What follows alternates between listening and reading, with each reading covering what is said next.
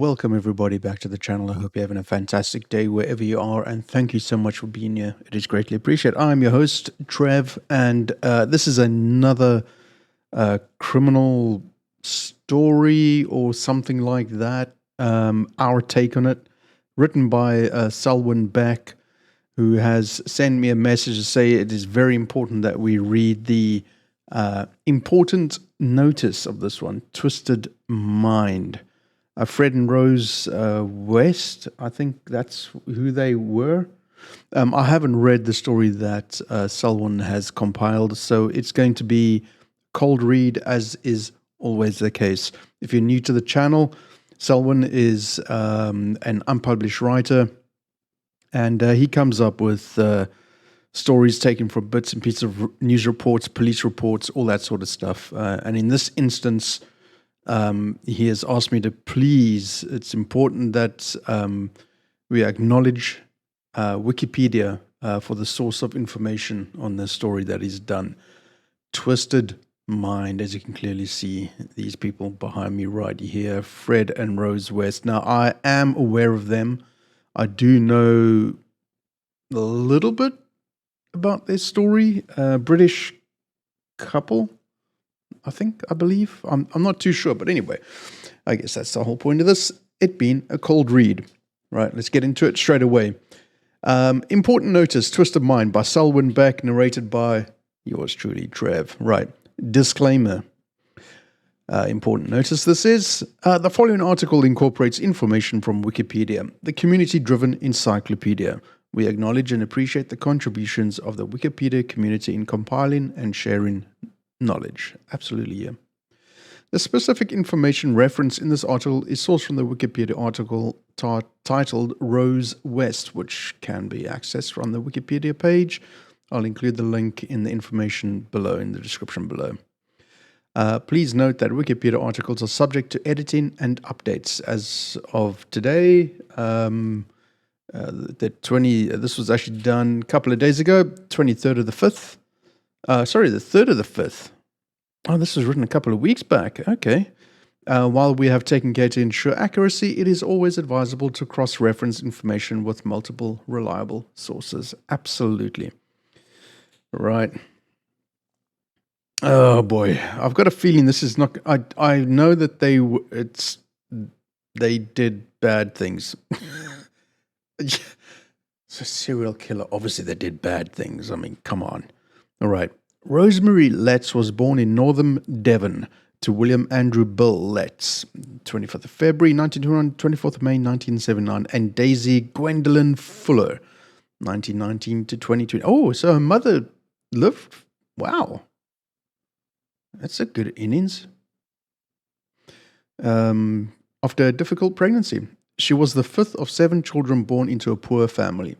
Rose's mother suffered from depression and was given electroconvulsive therapy, ECT, which could have played a role in prenatal development injuries to Rose. Wow. Again, same as the previous one, the Dark Descent, yeah. Back in the day, things were vastly different, weren't they? Rose's inner problems became apparent at the onset of puberty. Rose evidently was fascinated by her developing body and would deliberately parade naked or semi-naked around the house in the presence of her younger brother, Graham, born in 1957. On numerous occasions, at the age of 13, she would also creep into 9-year-old Graham's bed at nightfall and molest him and her youngest brother, Gordon. Shit. What a start, Selwyn. Good God. There is no record of any remedial actions taken to quell her sexual proclivity. Rose's parents separated when she was a teenager. She later moved in with her father at the age of 16 in Bishop's Cleeve near Cheltenham, Gloucestershire. That's North UK, isn't it? Or mid UK? Oh, whatever. Bloody cold there. Apparently, her father, who suffered from paranoid schizophrenia, was prone to extreme violence and repeatedly sexually abused Rose and her elder sister, Patricia. It's going to be that whole sort of like the apple don't fall far from the tree, isn't it? She's going to be this to her is normal, I guess. So she's gonna just carry on being normal. It's author's notes before we explore further. Here with a few considerations. Right. Okay. Now, these are important at Selwyn. Excuse me for sniffing. It's like 5 degrees and it's bloody cold. And normally I have a little hoodie thing on because, you know, I got no hair. I mean, I got hair, but, you know, I need more hair. I don't want... What? Okay. Meeting and love affair? Question mark. Number 1. The meeting, courtship, and eventual marriage are fraught with many unanswered questions. It is with great difficulty to any of us to understand how these two deviant people could actually entertain a loving relationship and marriage. In trying to resolve this conundrum, I can only but guess and put forward the following speculation. I take it these should be perhaps read as to a certain point. Does it come up? I'm just scrolling through quickly to have a look. No, let's read through it anyway, and then we'll refer back to it if it comes up. They're talking about Fred and Rose West, yeah, obviously. In this fictional account, okay, this is now Selwyn using what he's born to do. Right, bloody good stuff. Rose and Fred may have met in a setting that allowed them to bond over shared interests or experiences unrelated to their dark tendencies.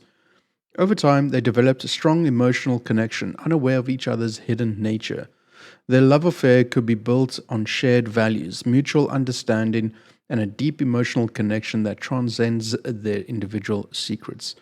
It's important to remember that love and relationships can be complex and multidimensional, and people often reveal different facets of their personalities over time. And people change over time too, don't they? You know, if you think like the woman going through menopause, the men going through whatever we go through, people change over time. It's a given thing, isn't it? Rose could have seen Fred as a father figure, and Fred would see her as an innocent, pliable tool which he could easily manipulate. Well, that's the thing. I hope Selwyn goes into Fred's story. Maybe it's just all about Rose, which would be interesting. Like I say, I know a little bit about Rose and Fred West, but it was more aimed at. Was it more aimed at him when this happened? I don't know. Right. Okay. So fate and coincidence. Number 2.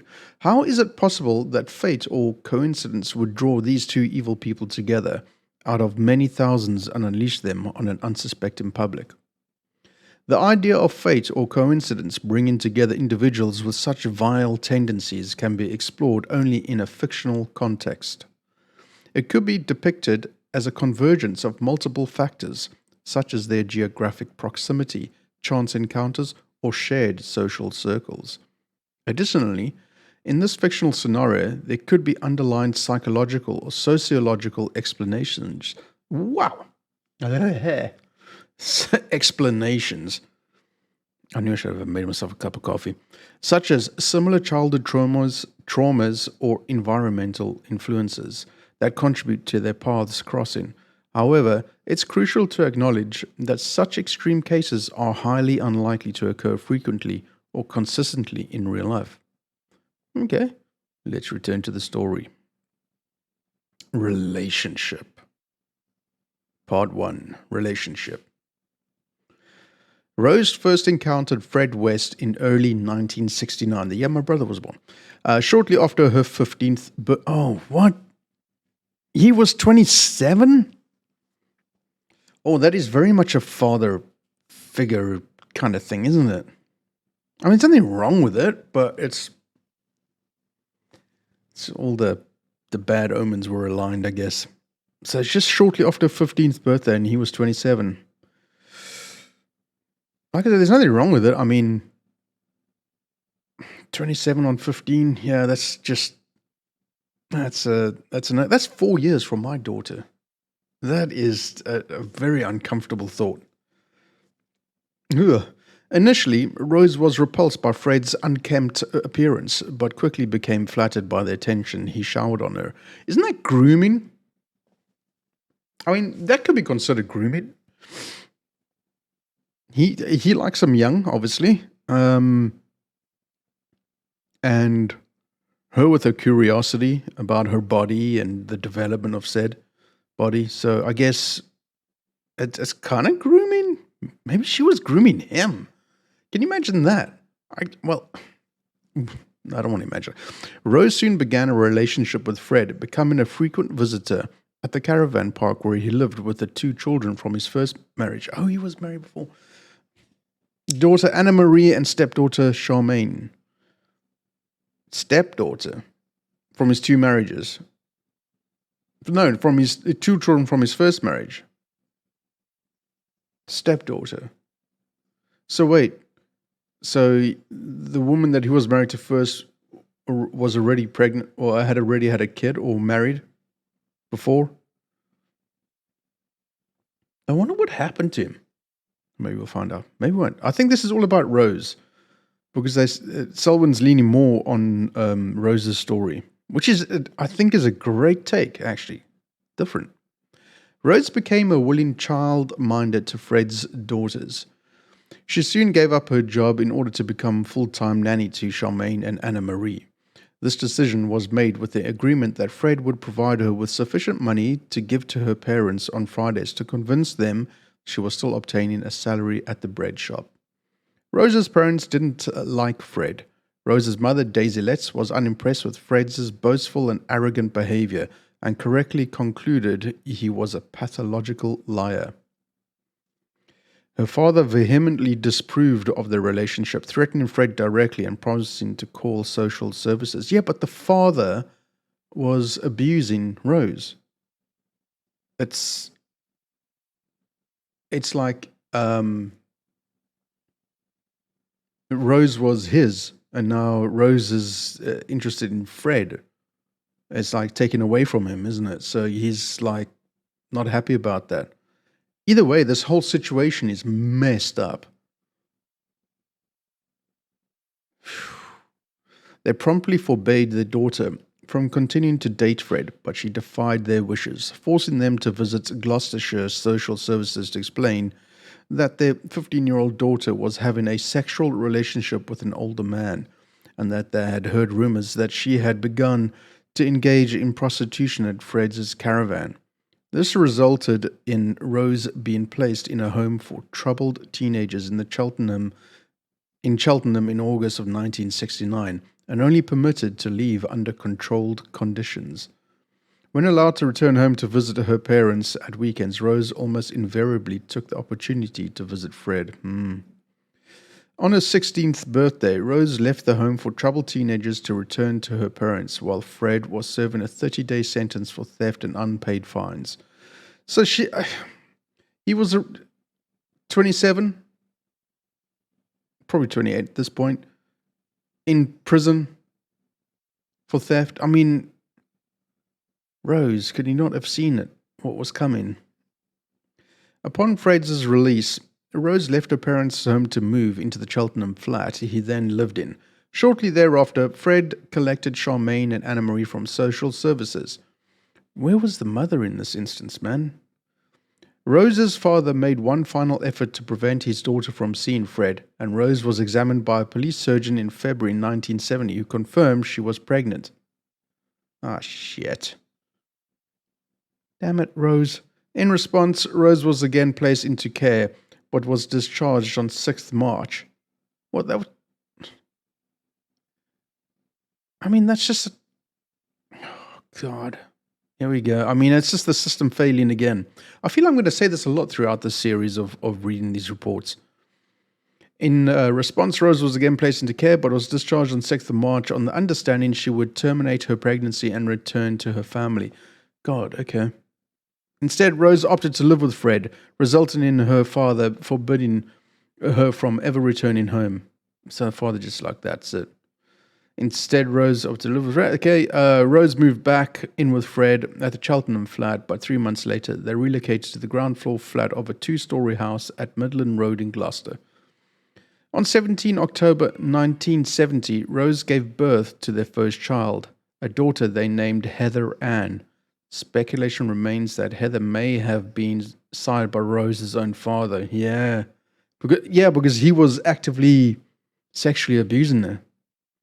2 months later, Fred was in prison for the theft of car tires and a vehicle tax disc. This dude is just trouble, man. He remained in prison until 24th of June 1971, during which time Rose, having just turned 17, looked after the three girls, with Charmaine and Anna Marie being told to refer to Rose as their mother. Oh boy. Child abuse. According to Anna Marie, she and Charmaine were frequently subjected to physical and emotional abuse throughout the time they lived under Rose's care at Midland Road.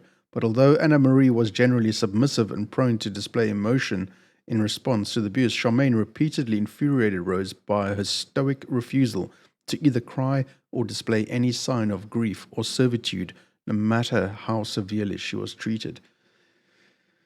Oh, I just don't like anything to do with kids like this, man. It just doesn't sit well with me. I mean, apple, like I was saying right at the beginning, the apple doesn't fall far from the tree. She's doing exactly what her parents did to her, or her father did to her. Clearly not that electronic treatment that her mother had made. I mean, is that even... It's not proven, but could that be a thing? If you are in the medical profession or have knowledge about this sort of treatment back in the day, drop a comment below. Let me know. Would that affect Rose via her mother? But anyway, despite the years of neglect and abuse, Charmaine's spirit had not been broken, and she talked wistfully to Anna Marie of the belief she held that her mummy will come and save me. Shame. Oh, it's heartbreaking. Anna Marie later recollected her sister repeatedly antagonized Rose by making statements such as, "My real mummy wouldn't swear or shout at us," in response to Rose's scathing language. Oy.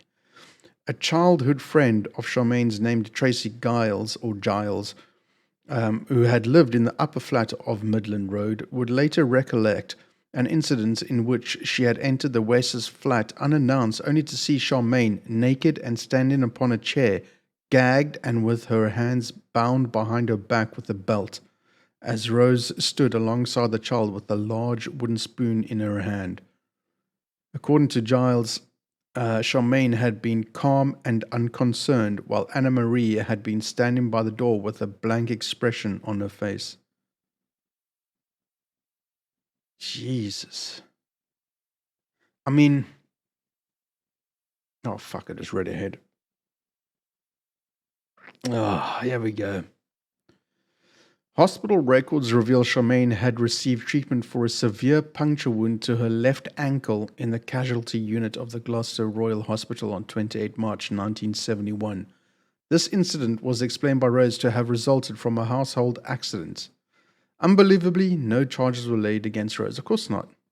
It's the system failing, and anything it's like failing kids.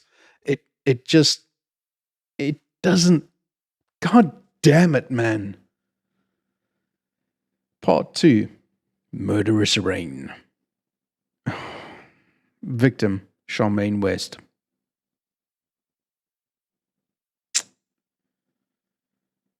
Oh, this is not going to be great. Rose's murderous reign is believed to have started with the senseless killing of Charmaine shortly before Fred's prison release date of 24 June 1971. Records indicate that she took all three children with her to visit Fred in prison on the 15th June 1971. It is believed to be on or very shortly after this date that Charmaine was murdered. As well as forensic odontology. What is odontology? Is that teeth? Odontology. What on earth is odontology? All right. Well, let me know down in the comments below. You know I love engaging with you guys and girls. Please do let me know what odontology. Isn't it? What is... Orthodontology? Oh, God, I don't know. Like I said, I'm not a learned person. I have no idea. Yes, as well as forensic odontology confirmation that Charmaine had died while Fred was still incarcerated. Further testimony from Tracy Giles' mother, Shirley, corroborated the fact that Charmaine had been murdered before Fred's release. In her later testimony at Rose's trial, Shirley stated that while her family had lived in the upper flat of 25 Midland Road in 1971, her two daughters had been playmates of Charmaine and Anna Marie. Shirley further stated that after her family had vacated the upper flat in April 1971, she had brought Tracy to visit Charmaine on one day in June, only for Tracy to be told by Rose, she's gone to live with her mother and bloody good riddance. What a bitch. They just look, I mean, he looks a little bit sort of out there. She looks normal. Wow, man. With his release from prison on 24 June, he allayed Anna Marie's concerns for her sister's whereabouts by claiming her mother, Rena, had collected Charmaine and returned to her native Scotland. Charmaine's body was initially stowed in the coal cellar of Midland Road until Fred was released from prison. He later buried a naked body in the yard close to the back door of the flat, and he remained adamant he had not dismembered her. A subsequent post-mortem suggested the body had been severed at the hip. Several bones, particularly patella, finger, wrist, toe, and ankle. But what is patella? Patella? Is that all down below? Finger, wrist, toe, and ankle bones were missing from Charmaine's skeleton, and leading to the speculation that the missing parts had been retained as gruesome keepsakes. This would prove to be a distinctive finding in all the autopsies of the victims exhumed in 1994. Only in 1994? Holy sheesh. Wow. That's a long time, man.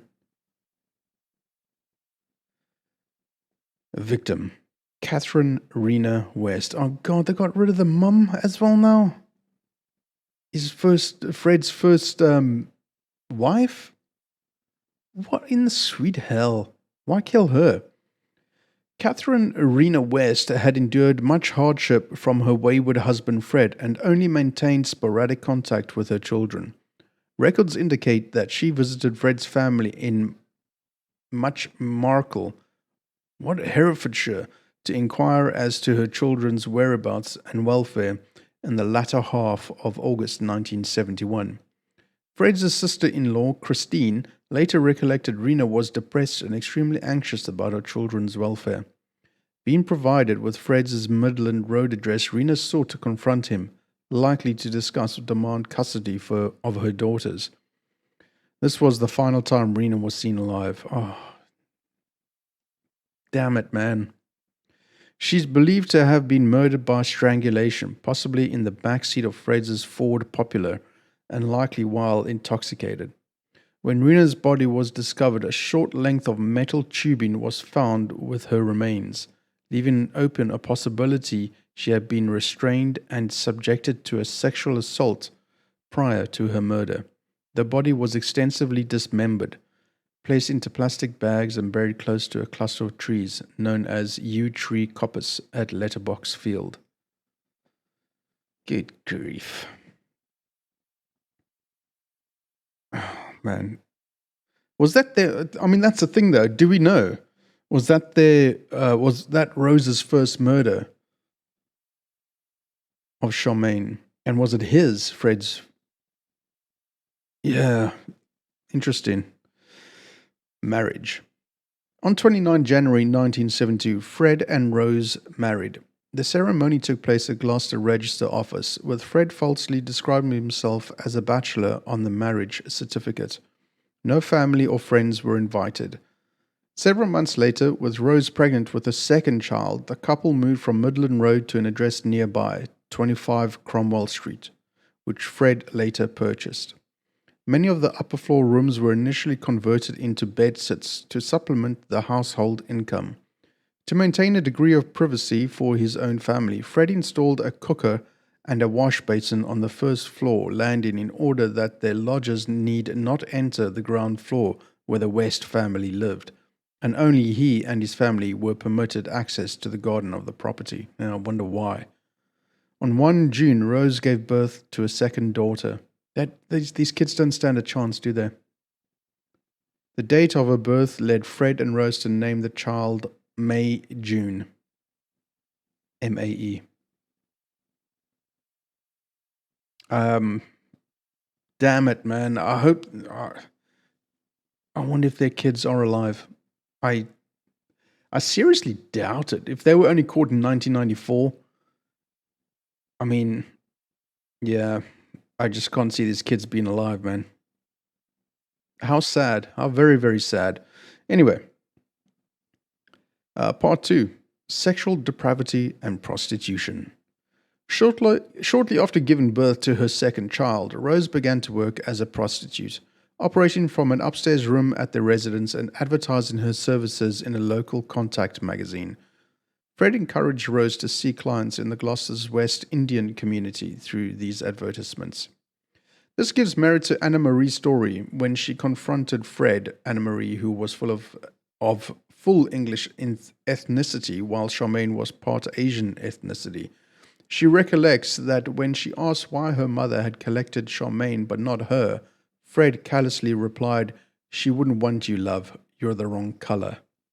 So he was a racist as well.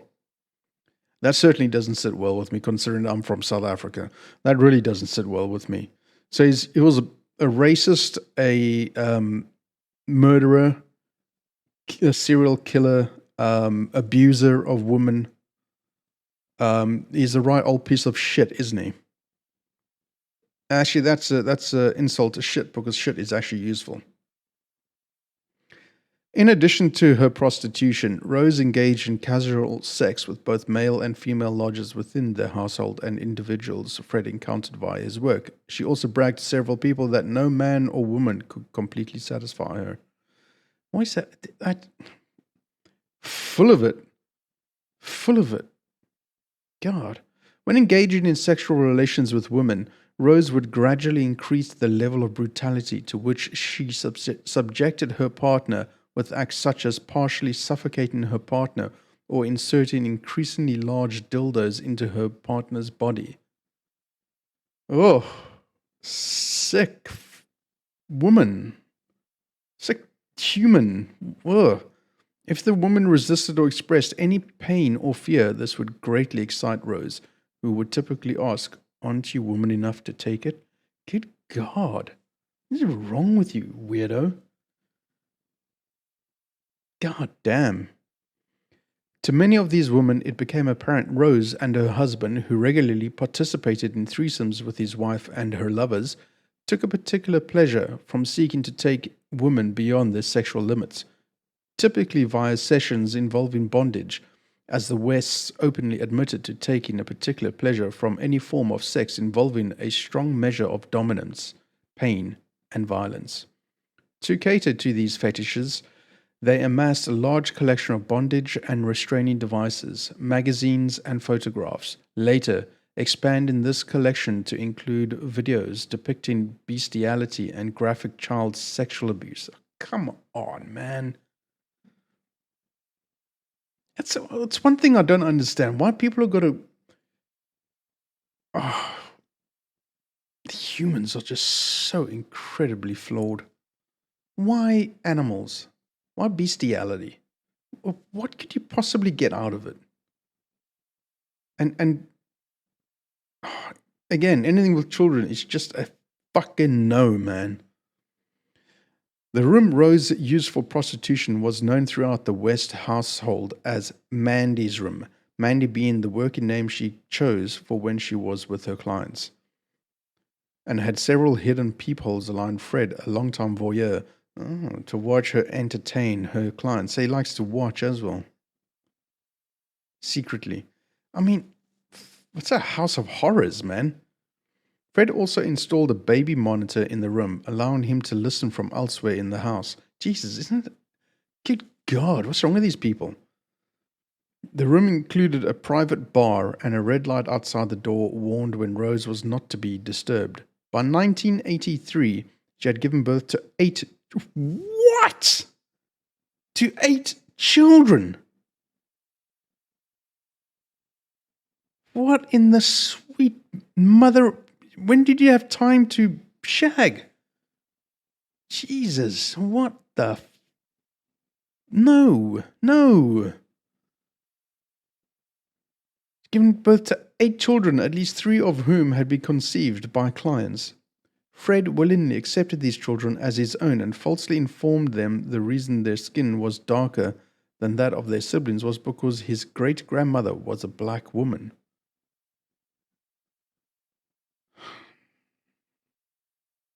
Part 3. Domestic Violence. When each of the West children reached the age of... Oh, no. I just can't. When each of the West children reached the age of 7, they were assigned numerous daily chores to perform in the house. They were seldom allowed to socialize outside the household perimeters unless either Fred or Rose were present, and had to follow strict guidelines imposed by the parents with severe punishment, almost always physical, being the penalty for not conforming to the household rules.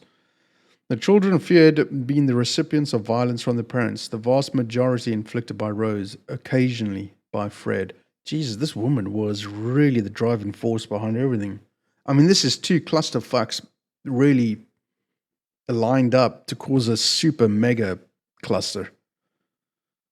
The violence was sometimes irrational, indiscreet, or just inflicted for Rose's gratification. She always took great care not to mark the children's faces or hands in these assaults.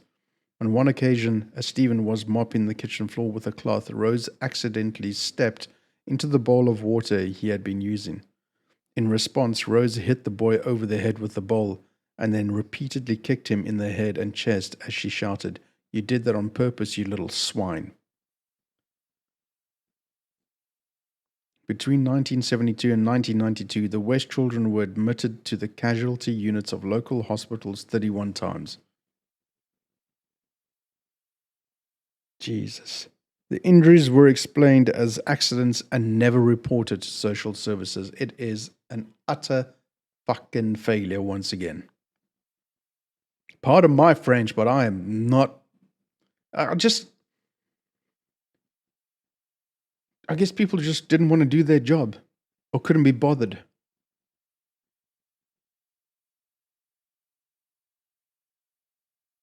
Initial sexual assaults.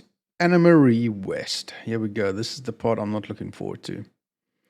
Anna Marie West. In September 1972, the Wests led 8-year-old. 8 years old. That's 4 years younger than mine at the moment. Or 3 years younger. Maths. Hard. Very hard. To the cellar at 25 Cromwell Street, where the child was ordered to undress. With Rose tearing her dress from her body upon noting the child's hesitation. She was then stripped naked, bound to a mattress, and gagged before Fred raped her.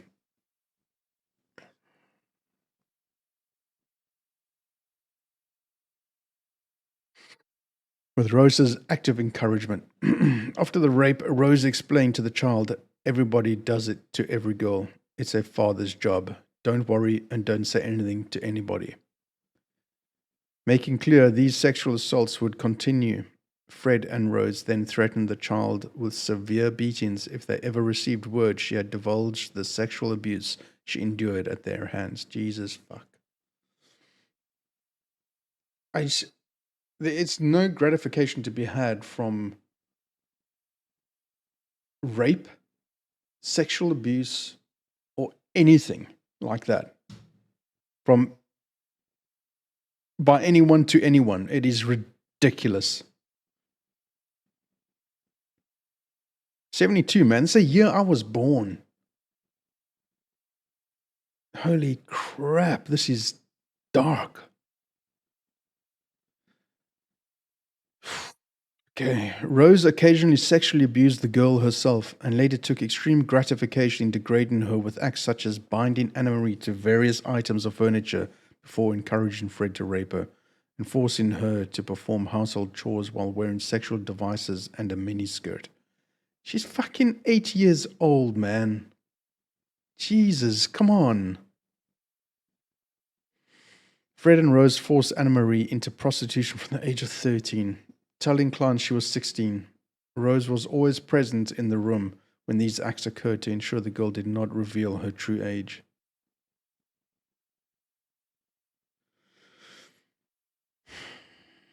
I'm going to need a fucking good strong drink after this. Holy hell, this is... Rose West, I honestly thought, from what I recollect about this sick, twisted idiots, was that he was the driving force behind it. She was the quite diminutive, all obeying one kind of thing. I didn't realize that, Jesus, this is not... Caroline Owens. The Wesses were probably out on the prowl for victims when they chanced upon 17-year-old Caroline Owens one night on a secluded country road as she hitchhiked from Tewkesbury to her Cinderford home, having visited her boyfriend. Learning that Owens disliked her stepfather and was looking for a job, Fred and Rose offered her part-time employment as a nanny to the 3 children then in their household, with a promise she would be driven home each Tuesday. God. In October, so they're out hunting as well. Not only they're abusing their own kids, doing prostitution from with the lodges. How did these lodges not know what was going on? I know they weren't allowed to go down to the first floor or anything like that, but I mean, Jesus. So blatantly under the nose of everybody. There must have been people that were living there must have been depraved themselves. In October 1972, the Wests hired her as their children's nanny, and Owens moved into 25 Cromwell Street, sharing a room with Anna-Marie, whom Owens noted was very withdrawn. Owens, what's her name, Caroline? Survived then, obviously. Well, I mean, maybe she was in on it. No. Rose, who had begun to engage in prostitution by this time, explained to Owens that she worked as a masseuse when the younger woman inquired about the steady stream of men visiting her. When Owens herself became the recipient of the West's overt sexual advances, she announced her intentions to leave Cromwell Street and return home. Okay. Good. Knowing Owens's habits of hitchhiking along the A40 between Cinderford and Tewkesbury, the West formulated a plan to abduct her for their shared gratification. Yeah. Because they don't want her to spill the beans, No witnesses, nothing. I guess that's why they... Not that I'm justifying anything that they did. Oh, I've got such itchy nose. Sorry, guys. Not that I'm justifying anything that they did in no way whatsoever.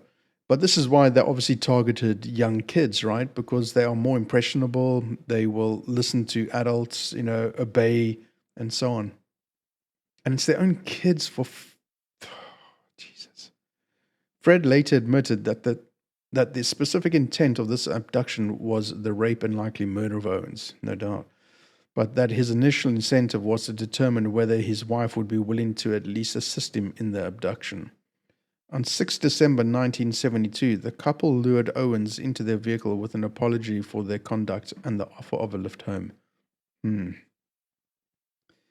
Initially, Owens believed the Wests had been sincere in their apologies to her and obliged, believing she had simply mistaken their earlier intentions. Oh, gut feeling. Go with your gut feeling. Damn it.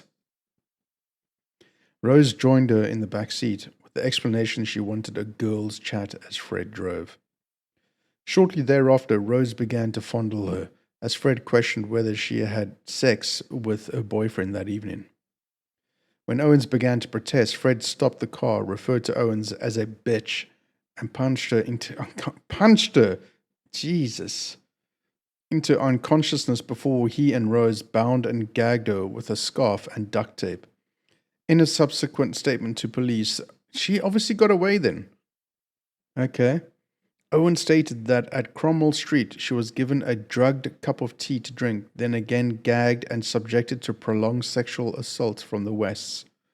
When Owen screamed, Rose again smothered her with a pillow and further restrained her about the neck and performed cunnilingus on her. Realizing the gravity of the situation, Owen ceased resisting their sexual assaults. Jesus. Oh my word. What do you get out of it when a person is struggling like that? Seriously, what is wrong with these people, man?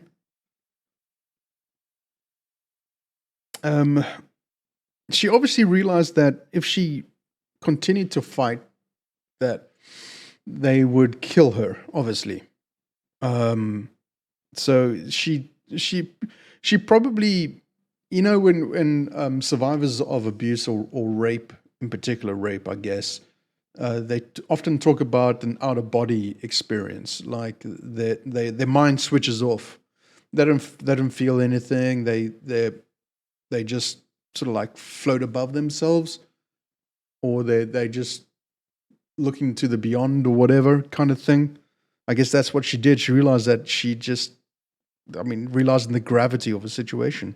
Yeah, she ceased resisting the sexual assaults. Damn, man. The following morning, Haver noted Owens' screaming when one of his children had knocked on the door of the room in which she was restrained. Fred threatened that he and his wife would keep her locked up in the cellar and allow his black friends to abuse her, and that when they had finished, he would bury her body beneath the paving stones of Gloucester. Fred then claimed he had killed hundreds of young girls, adding that Owens had primarily been brought to the house for Rose's pleasure. He and Rose then calmly asked Owens whether she would consider returning to work as their nanny. Seeing her escape Avenue, Owens agreed and vacuumed the house to indicate her belief in becoming an extended member of the family. Later that day, Owens escaped from a laundrette she and Rose had entered and returned home. Although initially too ashamed to divulge to her mother what had happened, when her mother noted the welts, bruises, and exposed subcutaneous tissues on her daughter's body, Owens burst into tears and confided what had happened. What a brave woman. Very clever. Clearly an intelligent woman. She realized that that was her only out. There was no way she was going to escape. No ways if she disagreed with them. It's all about that power play, isn't it? If she had disagreed or decided that she was going to fight them or whatever, then she was going to be dead. Simple as that. Probably not even dead, probably kept captive as a sex, I was going to say sex doll. It's not doll, sex human, or sex, whatever they call them. Holy crap, man. Like I said, I knew about Fred and Rose West, but I didn't realize it was like this. Wow. Owens' mother immediately reported her daughter's ordeal to the police, and the Wests were arrested and charged with assault, indecent assault, actual bodily harm, and rape. Holy shit, okay. So this was 1970 something. The case was tried at Gloucester Magistrates Court on 12 January 1973. But by this date, Owens had decided she could not face the ordeal of testifying in court. Oh, no. All charges pertaining to her sexual abuse were dropped, and the Wests agreed to plead guilty to the reduced charges of indecent assault and causing actual bodily harm. Each was fined £50, and the couple were allowed to walk free. When Owens heard this news, she attempted suicide. Yeah. But if she had... It's like PTSD, isn't it, I guess? She didn't want to go through that trauma all over again. Jesus, that's horrifying. That £50 of walk free. I hope there was no further assaults after that. Again, we're just touching just very briefly. Obviously, there's so much in-depth stuff to go on. about this, but yeah. What are we? Part 4 or something? Investigation and arrest. On 6 August 1992, Fred was arrested after being accused of raping his 13-year-old daughter 3 times, and Rose was arrested for child cruelty.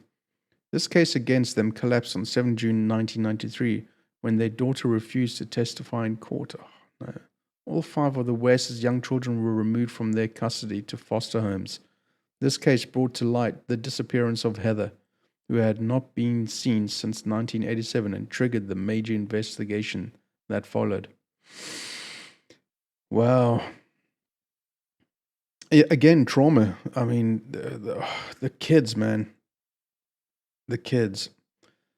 After police found human remains and apparent signs of torture at 25 Cromwell Street, Rose, along with Fred, was arrested in February 1994. But what happened in between them? That's a thing. Were they doing it up until I mean, they were getting old. He was, 27 in 1969 or something like that? Wow, man. Flippin' heck. Okay. During her trial, Rose denied murdering any of the victims. Rose told the jury that her husband committed the criminal acts alone, and she denied participating. Yeah, isn't that amazing? They were thick as thieves together, and now all of a sudden she's like, no, it wasn't me, it was that dude. Jeez, man. Narcissistic pieces of shit is what they are. Rose claimed to have tried to stop one of the sexual assaults her husband committed. Rose continued to profess her ignorance of her husband's murderous activities, but the circumstantial evidence that mounted against them was considered sufficient to prosecute her for 10 murders. Those of the young women whose bodies were found at Cromwell Street and of Charmaine West. Fred was charged with 2 further murders committed before his associate. So there we go. So he had already committed murder before he even met Rose. I mean, this is like the perfect storm, isn't it? These two colliding together. Twisted mind indeed. After his arrest in February 1994, Fred confided to his appropriate adult, Janet Leach, that Rose had... Appropriate adult? To his appropriate... What does that mean? Is that somebody who was jailed with something? I don't know. Janet Leach, that Rose had murdered Shirley Robinson and had assisted in her dismemberment, personally removing Robinson's fetus from the womb in the process. Another body found at Cromwell Street was that of the West's daughter, Heather, who was murdered in June 1987 at the age of 16 after being abused by her parents all her life. Her dismembered body was placed under their family's patio. It is said that Heather began to tell her friends about the abuse occurring in her home. Barry, her young brother, would later describe watching as a 7-year-old his mother kick Heather repeatedly in the head until she was no longer moving. These kids, man. Heavy. The West told friends and concerned parties that she had left home to work at a Devonshire holiday village, and on one occasion fabricated a phone call, supposedly from Heather, to allay her siblings' suspicions regarding their sister's disappearance. Fred would even taunt his children when they misbehaved by jokingly stating, if you don't behave, you'll end up under the patio like Heather. This was the last known murder that the pair committed.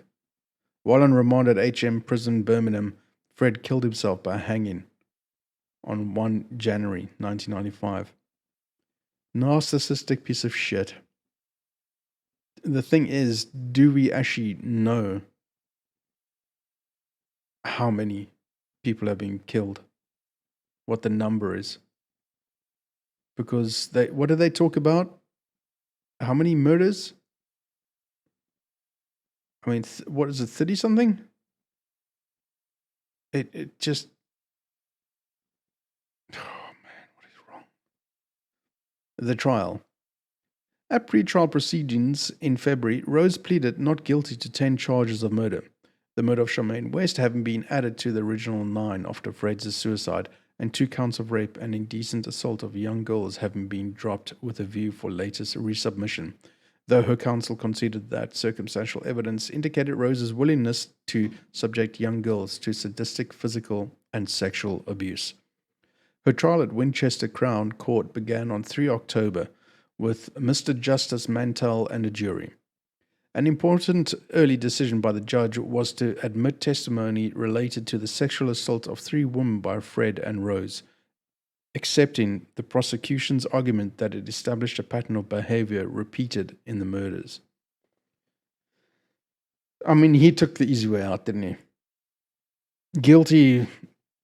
Yeah, I mean, there's... Yeah, I mean, that Jen... I guess in prison they wouldn't have survived anyway. How long did she survive for? Is she even still alive? I've no idea. I doubt it. Prosecution. In his opening statement, Prosecutor Brian Levison portrayed Fred and Rose as sadistic, sex-obsessed murderers, terming the bodies discovered at Cromwell Street and Midland Road secrets more terrible than words can express. The victims' last moments on earth were as objects of the depravity of this woman and her husband. Yeah, that's very well said by the prosecutor. That is very well said. He pointed out that Fred was incarcerated when Charmaine was killed, claimed that Fred and Rose had each learned from their mistake in allowing Caroline Owens to live. In brackets, they would never be so trusting again. Yeah. And said that the gag on victim Therese Segenthaler evinced a feminine touch, a scarf tied in a bow. Jesus.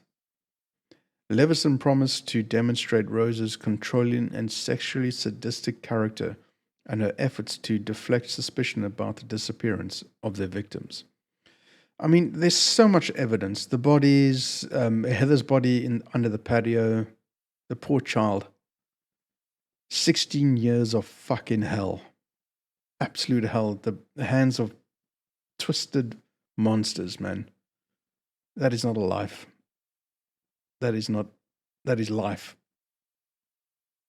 Not a life. Defense testimony. Ferguson emphasized that Fred, before meeting Rose, had committed at least one murder strikingly similar to those at issue in the present trial, and that the prosecution's case was largely circumstantial.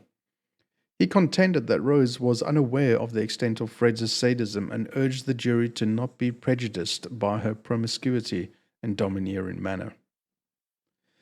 Against the advice of her counsel, Rose herself testified, her effect sometimes morose and tearful, sometimes upbeat and humorous. Twisted, man. You know what? Absolutely well-titled, Selwyn. A Twisted Mind.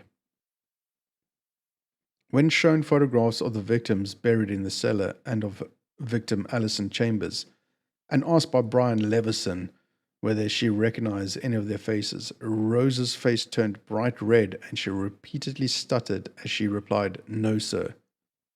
Further questioned as to the contradictory explanations she and Fred had given as to Heather's disappearance, Rose claimed these discrepancies had stemmed from telephone conversations she had had with Heather after she had left home. The defense next called a succession of women who claimed to have been attacked or assaulted by a lone male whose physical description matched that of Fred between 1966 and 1975. These 7 women each testified they had recognized their attacker as Fred when his photograph appeared in the media in 1994. That is so important, isn't it? That, these women were alive and came forward.